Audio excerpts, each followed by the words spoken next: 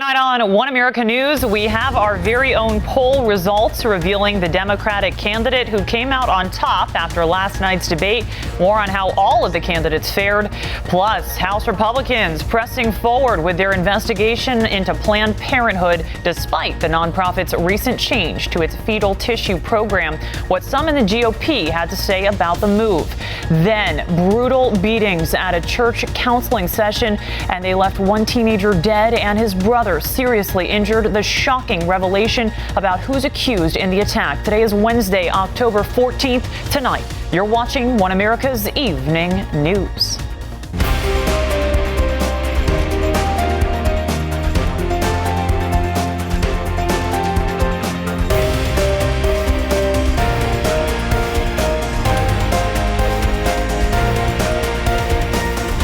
Welcome to our program this Wednesday night. I'm Cassie Leuffen. Let's get started, and let's get started with last night's first Democratic debate. Perhaps you caught the hopefuls as they attempted to make strong initial first impressions at the CNN event in Las Vegas. The candidates, led by former Secretary of State Hillary Clinton and Vermont Senator Bernie Sanders, weighed in on a number of key issues. Kelly Daschle has a recap of the showdown.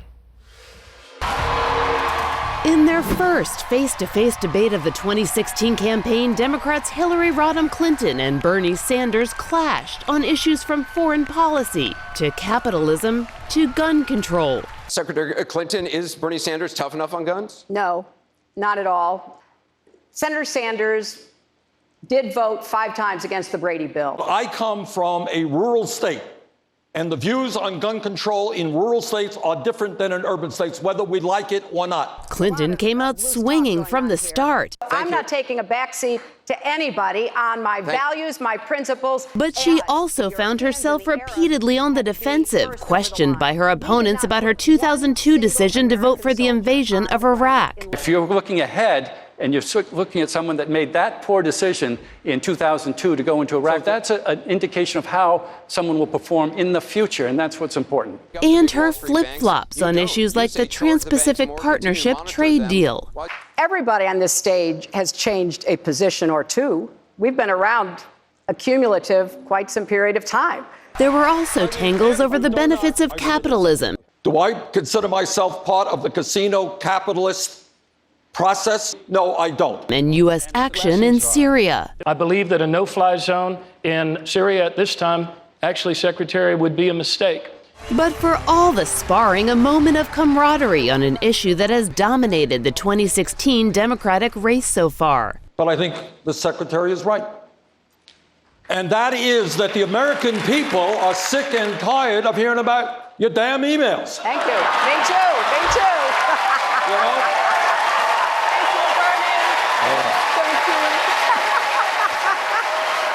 The candidates also stood united on traditional Democratic themes such as fighting income inequality and achieving comprehensive immigration reform. The three hopefuls on stage next to Clinton and Sanders spending most of the evening struggling for that moment to break through.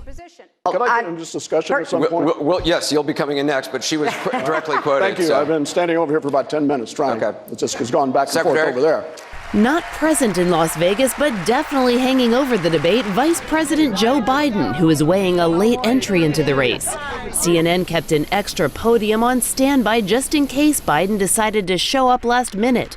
But instead, he stayed in Washington, watching his potential challengers while mulling his decision. I thought every one of those folks last night, I'm mildly prejudiced, I thought they all did well.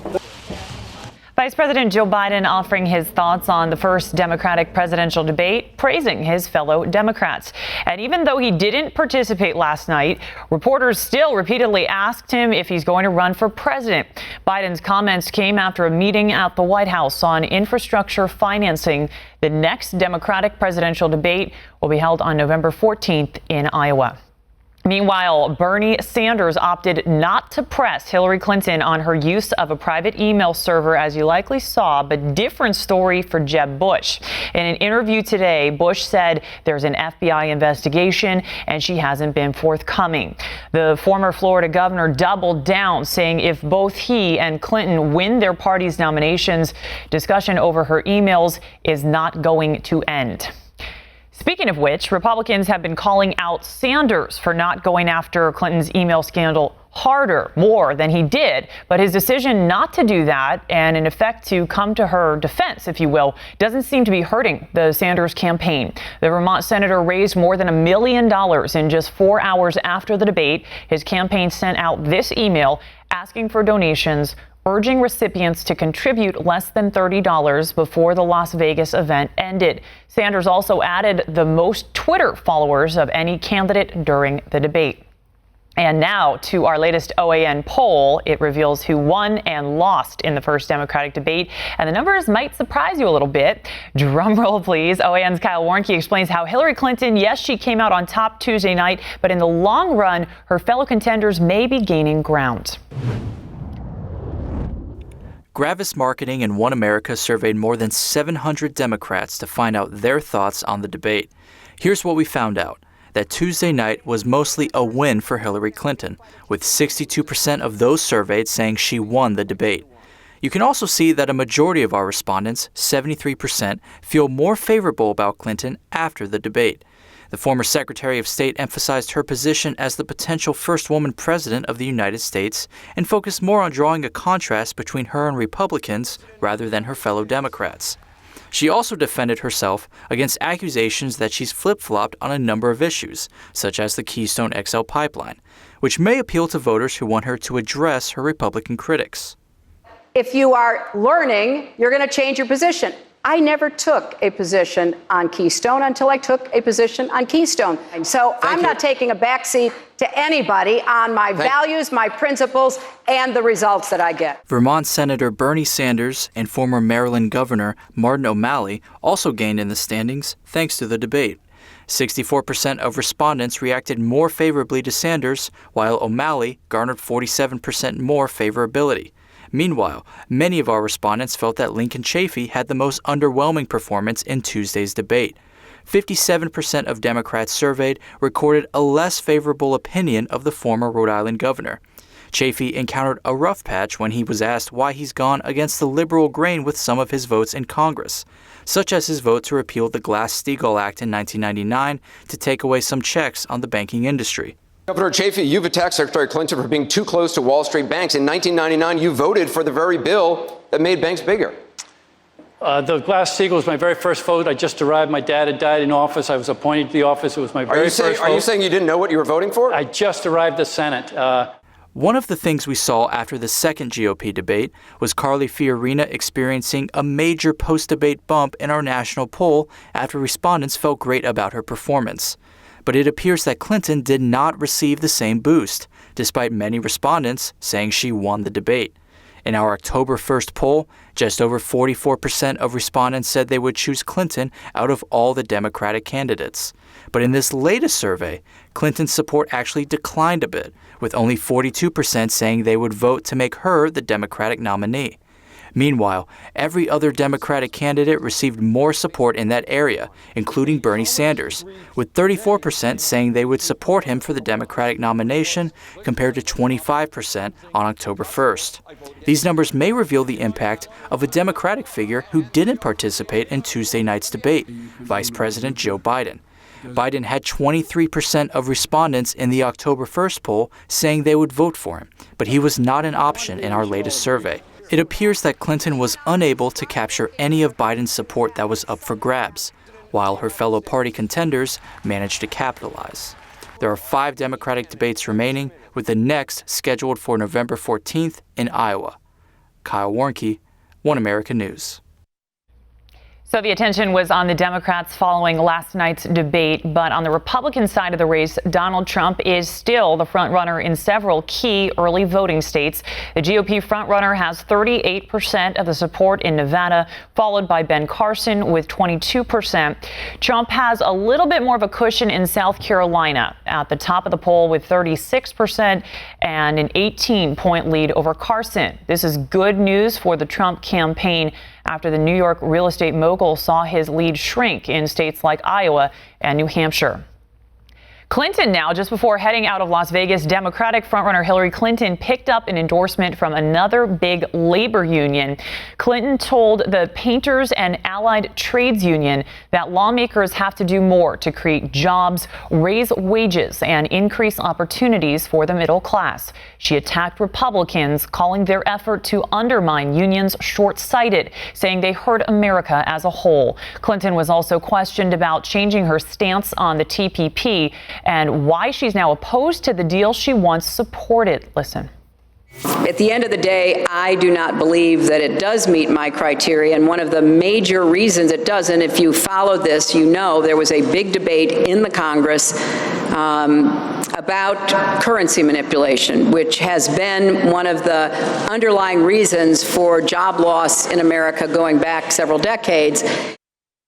This marks the 9th union to endorse the former Secretary of State. Clinton will now make her rounds in states like Texas, Virginia, and Iowa before her Benghazi testimony next week. And after some speculation he might show up, Joe Biden was absent from the first Democratic debate, but that is not stopping one billionaire from hinting at potentially supporting him. Hedge fund manager Tom Steyer was asked which candidate he would endorse, and he answered, quote, "We don't know everybody who's running at this point." As for the candidates who were at that debate, the 58-year-old also said he was impressed with Hillary Clinton's performance as well as that of Martin O'Malley. Steyer, no stranger to lending his support to Democrats. He reportedly spent over $74 million during the 2014 midterm elections. Outgoing House Speaker John Boehner is pushing a bill to raise the nation's debt limit before he leaves his position at the end of this month. That is according to GOP sources, who say Boehner is doing so in order to ease the pressure on his future replacement. It's unclear if the talks will produce an agreement, with many lawmakers expecting a clean debt limit bill as the eventual option here. Congress has a November 5th deadline to raise the debt limit.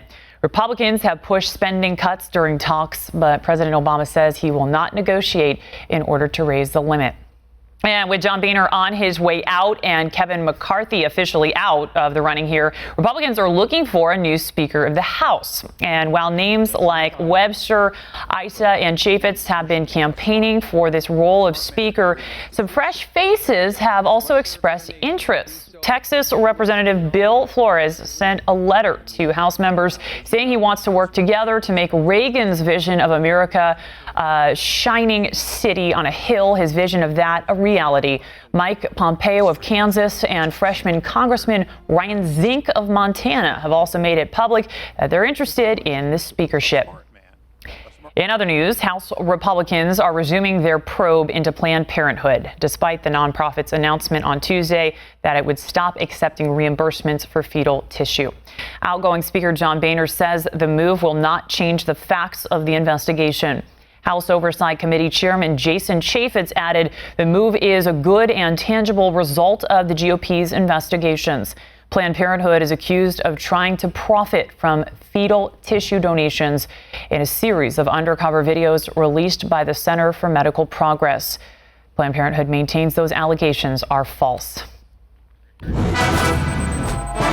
Breaking news right now. If you're headed to the airport, there are reports of massive delays across the nation. Officials say a customs computer outage is to blame for this, and multiple airports are affected, including New York's JFK, Boston, LAX, Dallas, Fort Worth, Baltimore, and Charlotte, all big airports. The Department of Homeland Security says the system that checks passengers against watch lists is experiencing the service disruption. Again, for those joining us, breaking news here. The Department of Homeland Security is saying the customs computers are down at airports across the nation, this leaving immigration lines at a virtual standstill. No word yet on the cause of this outage, but we will continue to follow this story closely and bring you the very latest information as soon as it comes into our newsroom.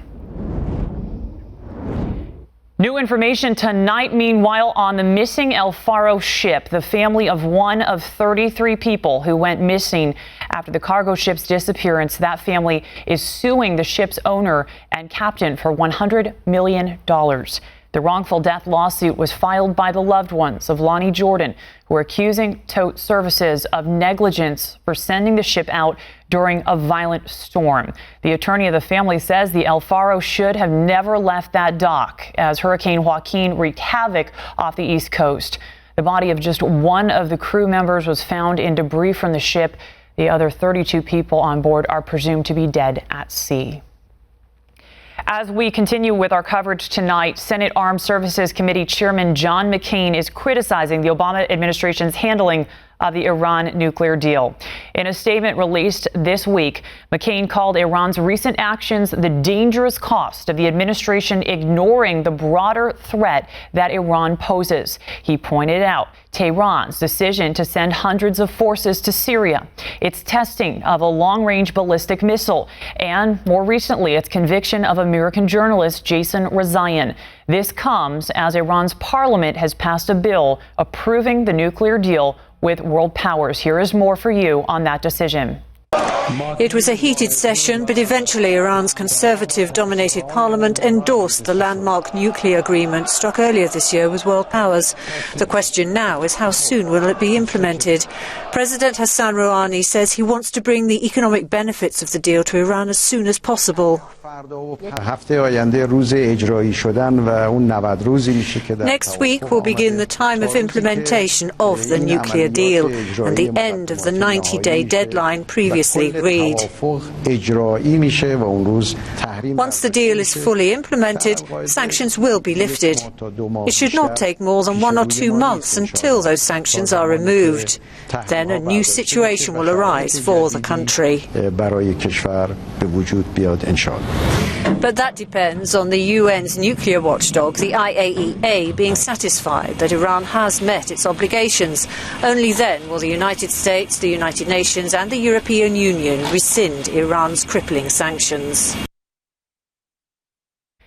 Don't go anywhere. Straight ahead on One America News, a landmark decision. A jury finding a gun store liable for selling a firearm that was used to shoot 2 cops. It's a first-of-a-kind verdict. We have it for you after the break.